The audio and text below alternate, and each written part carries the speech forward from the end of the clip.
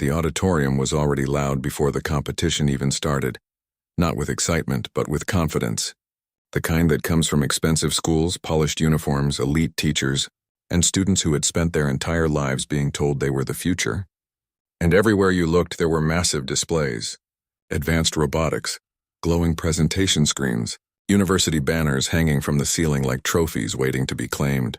Because this wasn't just another school event. This was the National Young Innovators Competition, the place where reputations were built, scholarships were earned, and futures changed overnight. And standing in the middle of all that noise, all that money, all that attention, was a quiet black girl holding a worn backpack with one broken zipper, and a project built almost entirely from scrap parts people had thrown away.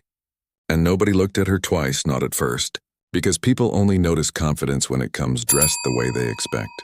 And she didn't. Her sneakers were old, her hoodie slightly faded, her table smaller than everyone else's, but her eyes never moved nervously, never searched for approval, because while everyone around her wanted recognition, she only wanted one thing: to prove her calculations were right.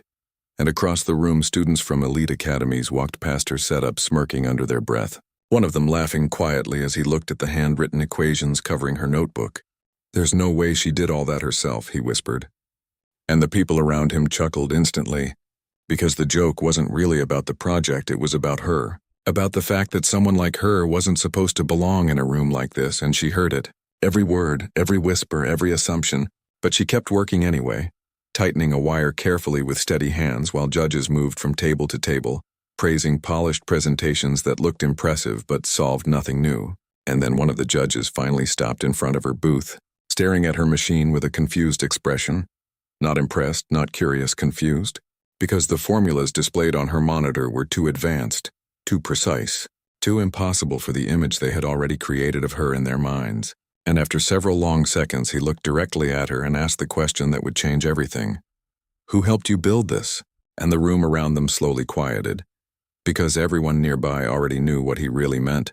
And for the first time all morning, she stopped moving, lifting her eyes from the machine slowly, calmly, staring directly at him while dozens of students and teachers watched, waiting for her answer, waiting for her to break under the pressure. But instead she said something so quietly that people had to lean closer just to hear it. "Nobody." And that single word instantly changed the atmosphere in the room, because confidence sounds different when it comes from someone nobody expected to have it. And the judge's expression tightened immediately, not because he had proof she was lying, but because her answer challenged the assumption he had already decided was true. And before he could respond, another judge stepped forward holding a tablet, his voice sharp enough to cut through the auditorium noise. "Then explain this equation," he said coldly, pointing toward the screen. And suddenly the entire competition floor stopped feeling like an event and started feeling like a trial, because now everyone was watching the quiet black girl they had ignored all morning, waiting to see whether she was truly a genius, or whether she was about to be humiliated in front of the entire country. By the time the buses arrived at the National Young Innovators Competition, most students were already treating the event like a victory lap, laughing loudly in expensive school jackets while teachers carried polished presentation cases through the front entrance, like they were transporting national secrets. And every team looked prepared for cameras, interviews, and attention, because attention was something they had grown up around, something they expected naturally, but near the back parking lot, far from the crowd gathering at the entrance. A quiet black teenage girl stepped off an old city bus alone, carrying a faded backpack and a rectangular storage case held together with duct tape at the corners. And nobody rushed to help her because nobody important seemed connected to her arrival. No teacher walked beside her proudly. No classmates surrounded her excitedly. No expensive school banner followed behind her, just silence. And she preferred it that way because silence had become familiar, long before she became smart enough to intimidate people with it. And as she crossed the parking lot, the wind pushed lightly against her hoodie while students from elite academies stared briefly before looking away, dismissing her instantly the same way people always had. Because first impressions are dangerous when society teaches people to mistake appearance for intelligence, and her entire life had been shaped by that mistake. Growing up in a tiny apartment above a laundromat, where the walls rattled every winter, and power outages happened often enough that candles sat permanently beside the kitchen sink. She learned early how to repair broken electronics because buying new ones was never an option. And while other kids spent evenings watching television, she spent hers taking apart discarded radios and broken microwaves collected from alley dumpsters behind repair shops, not because someone taught her engineering, but because curiosity became the only thing that made her feel bigger than the environment trapping her. And by 14, she was solving college-level equations online, using free library computers while classmates struggled through basic algebra. But intelligence without money rarely gets celebrated immediately. Sometimes it gets questioned first, doubted first, mocked first, and she understood that better than anyone. Which is why she kept her head low entering the competition hall while giant LED screens flashed school names overhead and cameras moved through crowds filming the future leaders of innovation, because she already knew nobody expected her to be one of them. And maybe that was exactly why she stopped trying to look impressive years ago. Because when people underestimate you, they expose themselves faster, and she had learned to study people the same way she studied equations, quietly, carefully, patiently. And the moment she rolled her project case toward her assigned table, she noticed the reactions instantly. Nearby students glancing at the duct tape holding the corners together. One girl raising an eyebrow before whispering something that made her group laugh quietly, and two boys from a private tech academy openly smirking when they saw her unpacking wires that clearly didn't match the polished, futuristic designs surrounding them. But none of it slowed her down because she had spent too many years hearing variations of the same judgment, delivered through different faces. And what hurt most wasn't the laughter anymore. It was how predictable it had become. And after several minutes, she finally powered on her project, causing a low humming sound to rise from the machine while complex data streams appeared across the monitor attached beside it. And almost immediately the energy around her table changed. Not respectful yet, but curious. Because people who know science recognize complexity when they see it even if they don't understand it fully. And one nearby student stepped closer, staring at the equations moving rapidly across her screen before frowning in confusion. "No way," he muttered quietly. And within minutes several more students gathered nearby pretending not to stare, while clearly staring. Because the formulas displayed on her system weren't high school level.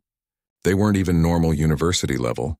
They involved advanced orbital calculations connected to fuel optimization models most teenagers had never even heard of. And suddenly the same students who laughed earlier looked uncomfortable, because intelligence becomes threatening the moment it breaks expectations too dramatically. And that was exactly when the judges arrived at her section. Led by a tall gray-haired professor known for humiliating competitors publicly, when he believed they exaggerated their work. And from the second he stopped at her table, she could already feel the skepticism radiating off him before he even spoke, his eyes moving from the homemade machine to her hoodie, to her handwritten notes covered in equations, and then finally to her face, where they paused slightly longer than necessary. And after several seconds he crossed his arms slowly, and asked the question she had heard her entire life in different forms. "Who helped you with this?" And the nearby students instantly went silent because everyone knew the question wasn't really about help.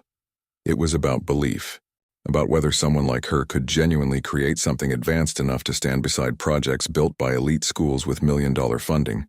And for a moment she just looked at him quietly, while the auditorium noise faded behind her, because she understood something he didn't. This moment had already happened before in classrooms, libraries, science clubs, online forums. Everywhere she ever succeeded too visibly, people never asked how hard she worked first. They asked who must have done it for her. And the worst part wasn't the insult anymore. It was how normal it sounded now. But instead of shrinking under the pressure, she lifted her chin slightly and answered calmly, "Nobody." And the confidence in her voice created immediate tension because certainty sounds dangerous coming from someone people already decided shouldn't have any. And the professor's expression hardened instantly, while nearby judges exchanged subtle glances. And then another judge stepped forward, pointing sharply at one of the equations on her screen. "Then explain this calculation," he said coldly, loud enough for surrounding students to hear.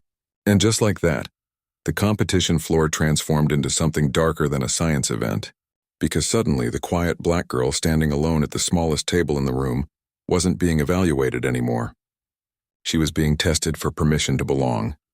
The second the judge challenged her publicly, the atmosphere around her table changed completely, because moments earlier students had only been curious, whispering among themselves, throwing quick, doubtful glances toward the homemade machine sitting in front of her. But now curiosity had transformed into anticipation, the dangerous kind that appears when people think they're about to witness someone fail publicly. And slowly, almost instinctively, more students drifted closer, forming a loose crowd around her booth while judges folded their arms and waited. And the professor standing closest to her didn't even try hiding the skepticism on his face anymore, because in his mind the situation had already been solved before the question was asked. A poor black girl from an unknown school could not possibly create work this advanced without outside help. And now he simply wanted confirmation of what he already believed. But the problem with assumptions is that they often feel strongest right before they collapse, and she knew that better than anyone, which was why she never rushed her answers, never reacted emotionally when people underestimated her, because emotions would only make them feel justified, and she refused to give them that satisfaction. So instead, she stepped closer to the monitor calmly, while dozens of eyes locked onto her movements, and without looking nervous, she picked up a marker from the table beside her, the room growing quieter with every second she delayed speaking, because confidence under pressure unsettles people when they expect panic instead. And finally, she pointed toward the equation displayed across the screen, and began explaining the orbital correction model in a voice so calm it almost sounded detached from the tension surrounding her. Breaking down fuel trajectory inconsistencies, atmospheric resistance variables, and gravitational instability calculations with the kind of precision that made several university-level judges straighten unconsciously in their seats. Because this wasn't memorization, it wasn't rehearsed language copied from textbooks, it was understanding, real understanding. And the deeper she explained, the more uncomfortable the judges became. Not because she was wrong, but because she clearly wasn't. And nothing embarrasses experts faster than realizing they underestimated someone publicly before fully understanding them privately. And one of the younger judges slowly lowered the tablet he'd been holding while staring at her more carefully now, his expression shifting from suspicion into something closer to disbelief, because the calculations she was explaining weren't just advanced for her age. They were advanced, period, and nearby students who had laughed earlier stopped smirking completely, some now pretending to check their phones while secretly listening to every word. Because people love mocking intelligence until they encounter a level they can't compete with. And that realization was spreading quickly through the crowd gathering around her booth. But the professor wasn't ready to let go of control yet, because pride becomes dangerous when challenged publicly, and he had already positioned himself against her in front of everyone watching, which meant backing down now would feel like weakness. So instead of acknowledging her explanation, he interrupted sharply halfway through. "That still doesn't explain how you developed this algorithm," he said, his tone louder now, harsher, clearly trying to regain authority over the situation before it shifted further out of his hands, and the interruption immediately changed the mood again, because everyone recognized what was happening, even if nobody said it out loud. This wasn't scientific curiosity anymore. It was personal, and she noticed that too. Noticed how the questions kept moving every time she answered one correctly. Because some people stop searching for truth the moment truth threatens their ego, and for several seconds she simply stared at him, while the room waited. And then something happened nobody expected. She reached into her backpack quietly, and pulled out an old worn notebook thick with handwritten equations and folded papers sticking from the edges, the cover scratched and faded from years of use. And when she placed it on the table, the sound alone seemed to cut through the crowd's whispers, because unlike the expensive digital presentation surrounding them, this notebook looked real, messy, lived in, filled with work instead of performance.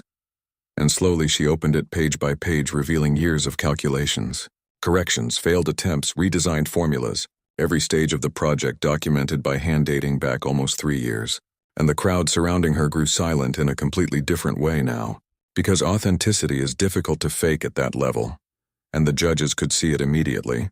Entire pages filled corner to corner with evolving mathematical models written long before this competition even existed.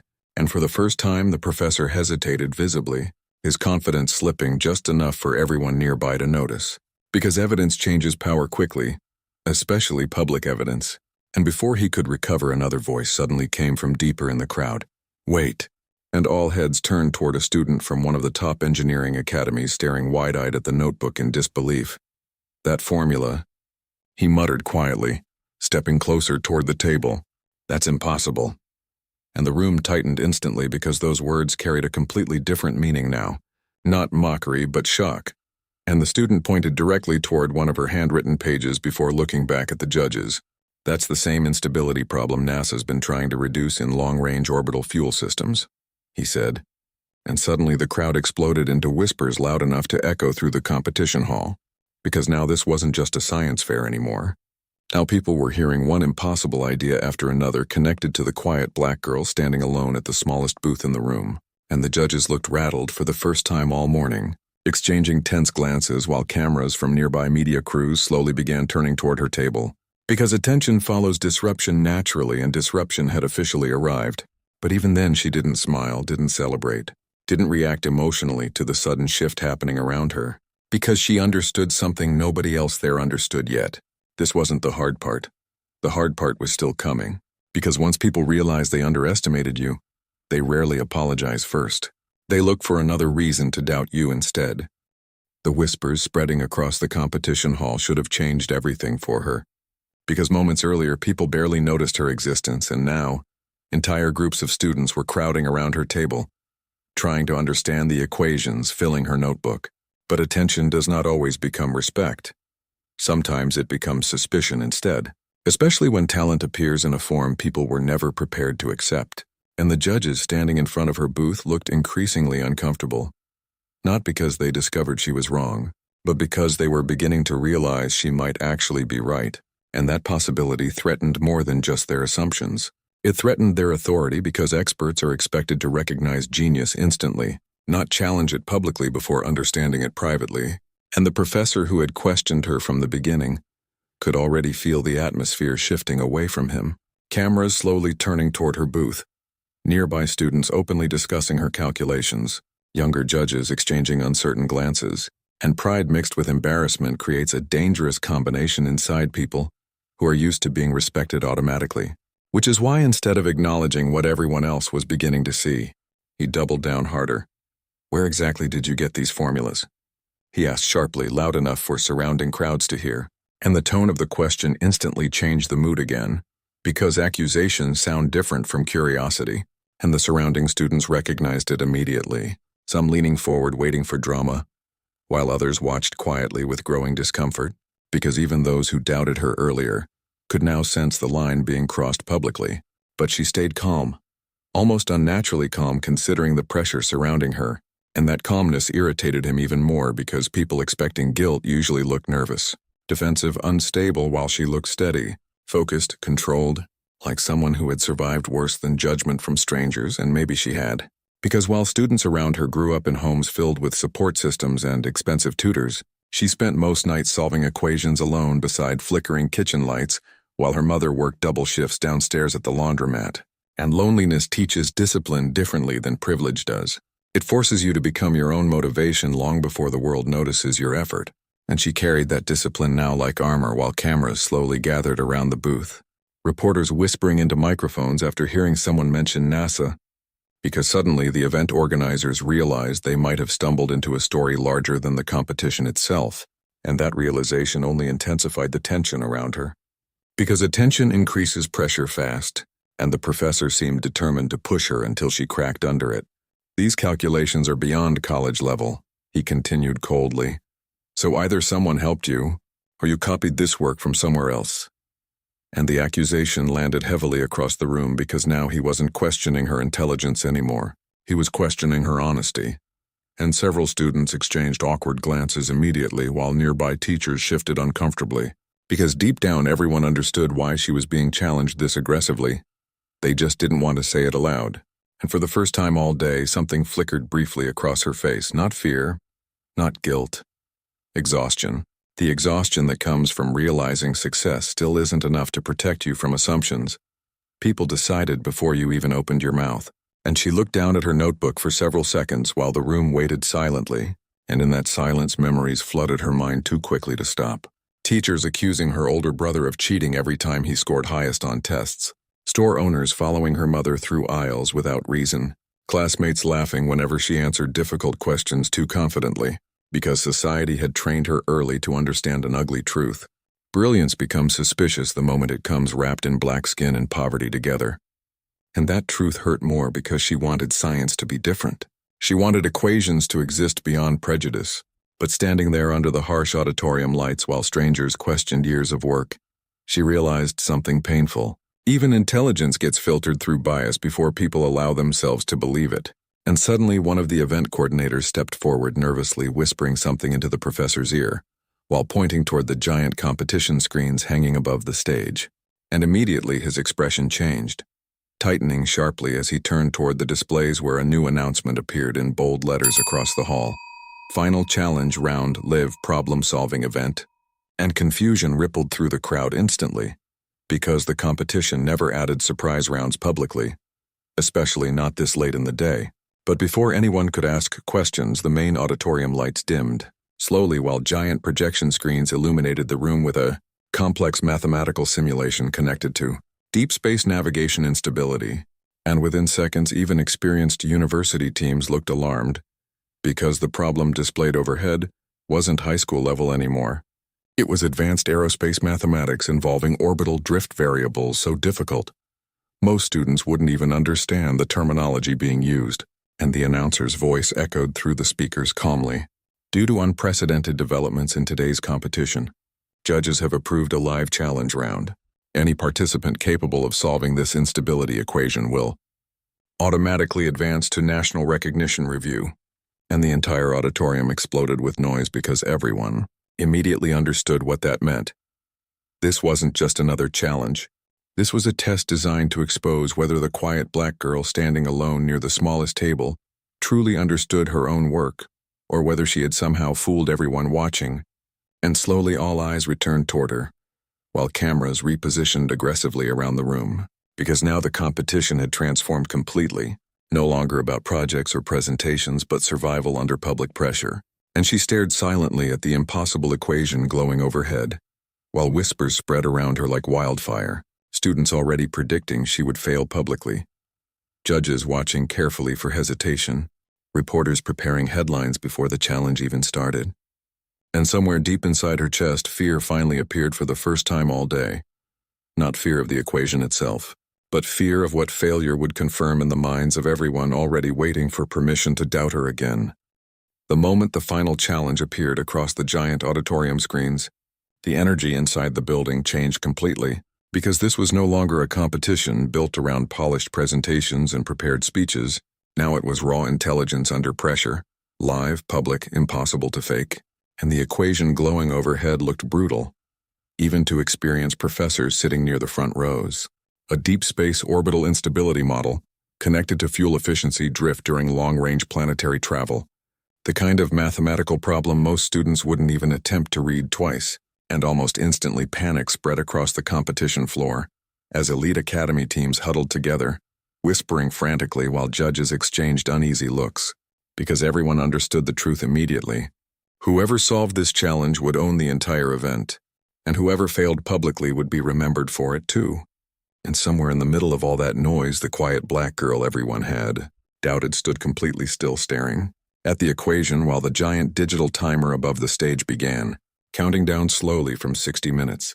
And for several long seconds she didn't move at all, because unlike everyone else she understood how dangerous the problem really was. This wasn't just advanced mathematics. It was layered instability modeling involving predictive correction variables that shifted dynamically every few seconds, meaning even one small mistake early in the process would destroy every answer after it. And the pressure surrounding her booth intensified immediately, because cameras stayed focused on her now. Reporters whispering updates into microphones while students nearby watched her face carefully, waiting for signs of panic. But she gave them nothing, no visible fear, no frustration, just silence. And that silence unsettled people more than confidence would have, because calmness under impossible pressure feels unnatural unless it's real. And slowly she reached into her backpack, pulling out the same worn notebook that had already shaken the room earlier, placing it carefully beside the keyboard before sitting down in front of her machine, while the crowd surrounding her tightened closer instinctively. And across the hall, elite teams immediately began attacking the equation with expensive software systems and advanced computational programs. Giant monitors filling with simulations and projected data streams while professors barked instructions behind them. But despite all the technology surrounding them, nobody seemed certain. Because the problem wasn't designed for speed. It was designed for understanding. And understanding cannot be purchased instantly, no matter how expensive your school is. And 10 minutes into the challenge, the first university-sponsored team submitted a solution confidently through the competition. Network only for the giant screen above the stage to Flash read across their results invalid trajectory model, and the audience reacted immediately with nervous murmurs spreading through the auditorium. Because if one of the strongest teams failed that quickly, the challenge was even worse than people thought, and across the room another academy attempted a different approach only to trigger another red rejection. Moments later, followed by another, and another, until the atmosphere inside the auditorium started feeling less like a science competition and more like a slow public collapse of confidence, because nobody could solve it. Not the elite schools, not the university-backed teams, not even the young prodigies reporters had spent all morning interviewing confidently near the stage. And through all of it she remained almost motionless at her station, writing quietly inside her notebook while students nearby grew increasingly confused. Because while everyone else attacked the equation aggressively using software simulations, she wasn't rushing at all. She was thinking, calculating manually, building something piece by piece with terrifying patience. And eventually one of the judges noticed it first, leaning slightly forward in his chair while watching the monitor connected to her station, his expression tightening slowly as lines of complex calculations began appearing across her screen. With a level of precision no one else had reached yet, and within minutes whispers spread toward the judge's table, because her trajectory model was stabilizing, while every other system in the building continued collapsing into errors, and suddenly the professor who had accused her earlier stood up from his seat sharply walking toward her booth again, unable to ignore her progress anymore, and the closer he got the more disturbed he looked because the numbers flowing across her monitor weren't random guesses anymore.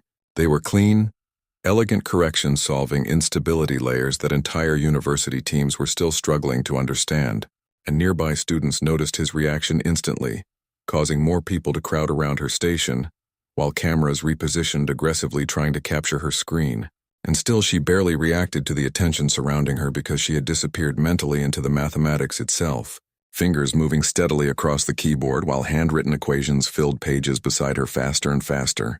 And for the first time all day, the auditorium noise began fading around her completely, because deep concentration had always been the one place where judgment couldn't reach her. Numbers didn't care where she came from. Equations didn't care how expensive her clothes were. Science itself remained honest even when people weren't. And suddenly, the giant timer overhead dropped below 15 minutes remaining, causing visible panic throughout the hall as several teams abandoned their work entirely. Some students already burying their faces in frustration while teachers argued quietly near the stage. But then something happened nobody expected. One of the massive projection screens suddenly highlighted her live calculations automatically, after the system detected a trajectory stabilization percentage higher than any result submitted all day. And instantly the entire auditorium froze. Because now everyone could see it publicly. Her model wasn't failing, it was working, and whispers exploded across the crowd louder than ever before, while judges rushed toward their monitors trying to verify the numbers appearing on screen. And slowly the impossible reality began settling over the room. The quiet black girl they accused of cheating earlier wasn't just surviving the challenge, she was beating everyone. And for several long seconds the auditorium became eerily silent watching her continue calculating, while elite teams sat helplessly around her. And then one of the lead judges leaned toward another, whispering something that changed the expression on both their faces instantly, because the projected success rate appearing beside her model had now climbed past 93%, a level even professional aerospace systems rarely achieved consistently. And suddenly fear entered the room for the first time. Not fear from her, fear from everyone who realized they might have publicly humiliated the smartest person in the entire building. The closer her stabilization percentage climbed toward completion, the more the entire auditorium began falling apart around her, because confidence had completely vanished from the room now, replaced by something far more uncomfortable: realization. And realization hits hardest when it arrives publicly, especially after people spent hours laughing at someone they no longer understand. And all across the competition floor, elite academy students sat frozen behind half-finished equations while judges whispered nervously near the projection screens trying to verify the impossible numbers attached to her system. But the numbers kept rising anyway: 94%, 95, 96. Each increase pulling more attention toward the quiet black girl sitting alone at the smallest booth in the building, while reporters rushed through crowds repositioning cameras toward her station, because suddenly everyone wanted proximity to history after spending most of the day dismissing it. And through all of it she stayed focused completely on the calculations moving across her monitor, barely noticing the panic growing around her because once she entered deep concentration, the outside world always disappeared. The noise, the judgment, the whispers, all of it fading behind mathematics and logic. And maybe that was why she became dangerous to underestimate, because people expecting emotional collapse rarely know how to handle someone whose confidence comes from understanding instead of approval. And 10 minutes before the challenge deadline, the impossible finally happened. Her system locked the final trajectory correction into place, and the giant projection screen above the stage flashed green so brightly it illuminated the entire auditorium. Trajectory stabilized. Valid solution confirmed. And for one long, breathtaking second, nobody reacted at all, because shock arrives silently before it becomes noise, and then suddenly the entire hall erupted into chaos.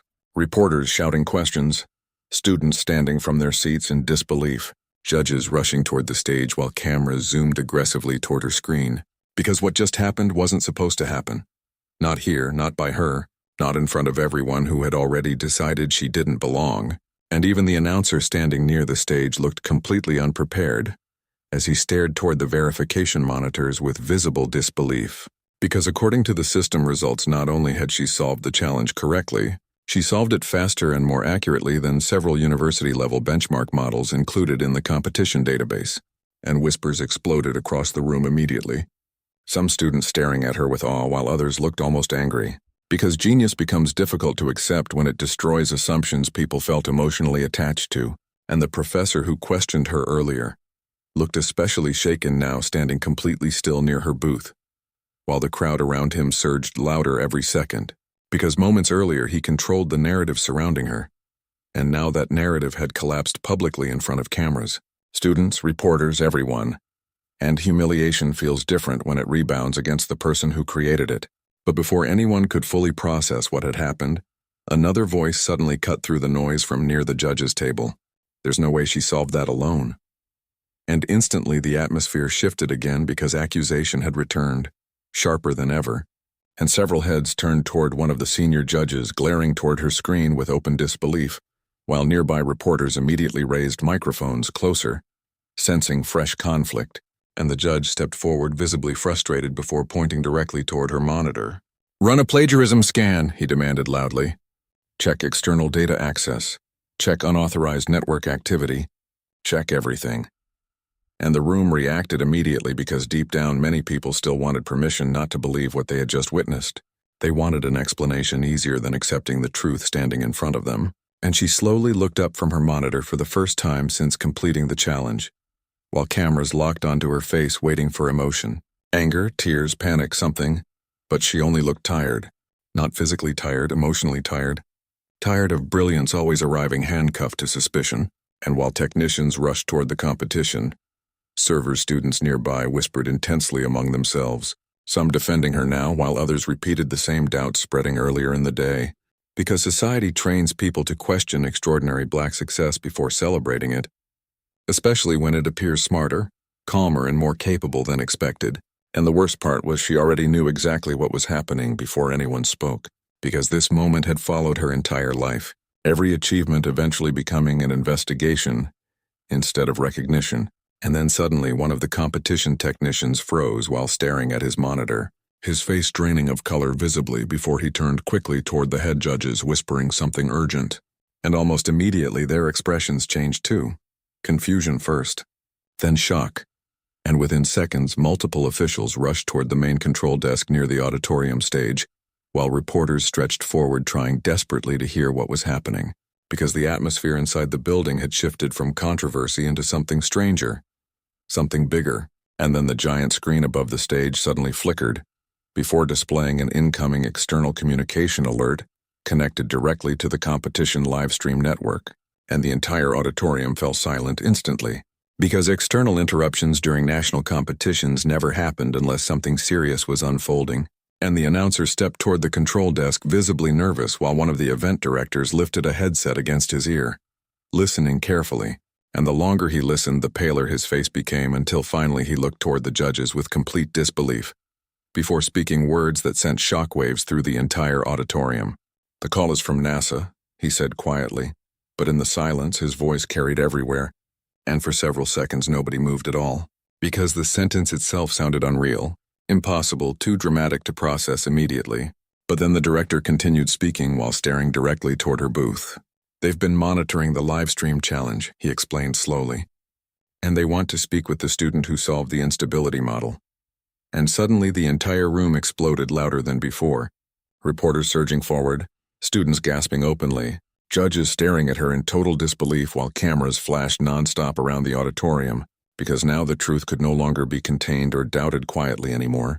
Now the highest scientific organization in the country had entered the story publicly, and standing in the center of all that, Chaos, the quiet black girl.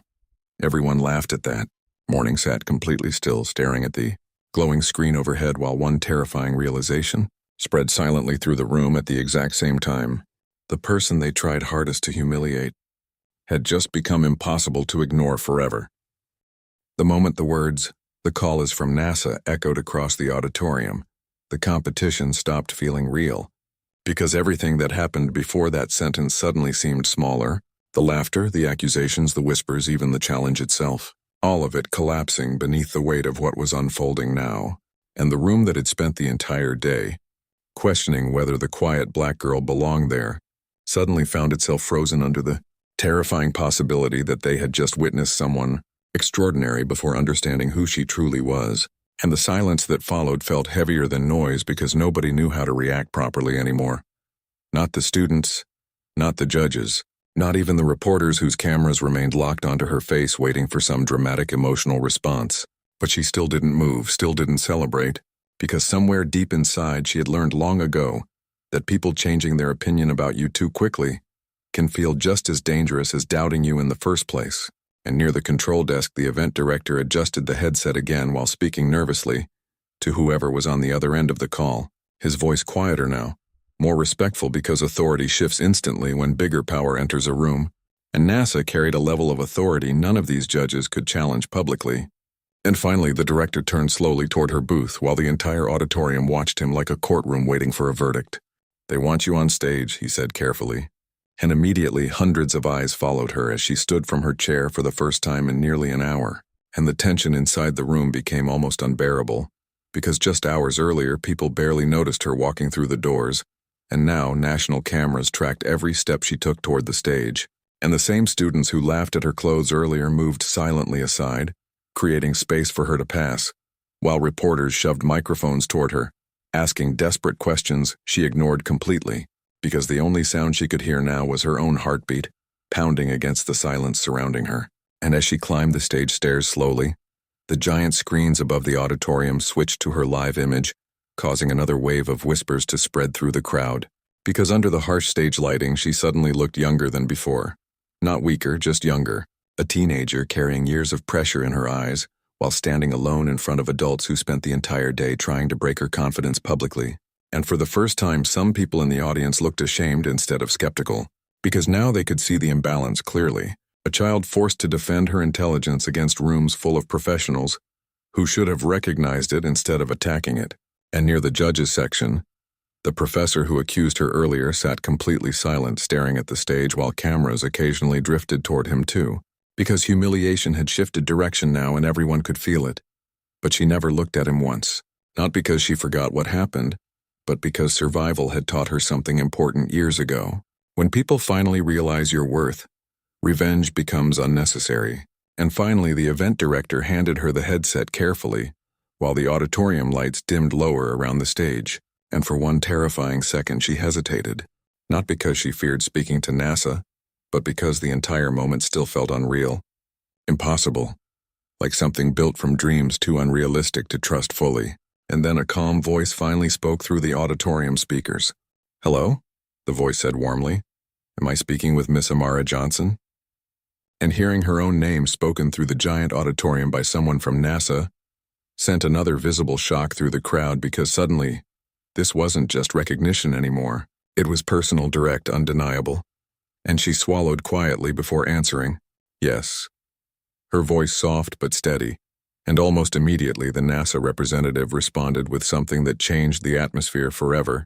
"First," he said, "we'd like to apologize for interrupting the event. But several members of our orbital engineering division have been reviewing your live calculations for the past 20 minutes, and every judge in the building visibly stiffened at those words, because this wasn't one person casually impressed anymore. This was an entire engineering division monitoring her work in real time, and the NASA representative continued calmly. Your trajectory correction model solved an instability issue connected to fuel drift prediction that several professional research teams have struggled to reduce efficiently, and audible gasps spread through the auditorium instantly, while reporters nearly climbed over each other, trying to capture reactions from the judges, because now the impossible truth had become public in the worst possible way for everyone who doubted her. The system they accused her of misunderstanding had just been validated by actual aerospace engineers, and then came the sentence that shattered the room completely. We would like to formally invite you, the representative continued, to participate in our National Student Mentorship Initiative this summer. And the auditorium exploded into noise louder than anything before it. Students shouting, reporters rushing toward the stage, flashes from cameras firing nonstop while judges sat frozen in disbelief beneath the chaos surrounding them. And through all of it, she remained almost motionless, holding the headset against trembling fingers because despite everything she survived that day, despite the humiliation, despite the accusations, despite the pressure crushing her from every direction, this was the moment she finally broke emotionally. Not publicly, not dramatically, but quietly, tears forming slowly in her eyes while she stared out across the same room that spent hours trying not to believe in her. And maybe the most painful part wasn't hearing NASA validate her intelligence. Maybe it was realizing how differently everyone treated her now that powerful people approved of what she had been all along. And the room felt that truth too, even if nobody wanted to admit it openly, because the applause rising around her suddenly carried guilt mixed with admiration. And guilt always sounds louder when people realize they were wrong publicly. And near the front row, one young black girl sitting beside her school teacher stared toward the stage with tears already running down her face too. Because for the first time all day, this story had become bigger than science, bigger than the competition itself. Now it was about visibility, about possibility, about watching someone who looked like you survive a room determined to doubt her and still rise higher than anyone inside it. And as the applause continued roaring around the auditorium, Amara finally lifted her eyes toward the giant screens above the stage, displaying her name across the building, while one overwhelming realization settled deep into every corner of the room at once. The black girl they refused to believe had just become the future they couldn't stop watching. Even after the applause started fading, nobody inside the auditorium seemed ready to move, because moments like this leave people trapped between emotion and reflection, and the room understood something now that it hadn't understood when the day began. This was never just about a competition. It was about how quickly people decide who deserves belief and who must fight for it first. And standing alone beneath the stage lights, Amara could still feel hundreds of eyes fixed on her. But they felt different now, softer, uncertain, almost guilty, because admiration arriving after cruelty always carries an uncomfortable weight. And as NASA representatives continued speaking with event organizers near the control desk, reporters flooded the front rows trying desperately to secure interviews before the story exploded online completely. But through all the chaos, Amara stood quietly gripping the edge of the headset in her hands, while memories from earlier that morning replayed painfully inside her mind. The laughter when she unpacked her project, the whispers about cheating, the professor asking who really built her machine, and suddenly the applause surrounding her now felt strangely distant compared to those moments, because success does not erase humiliation instantly, especially when the humiliation came from people who only changed after someone powerful confirmed your worth publicly.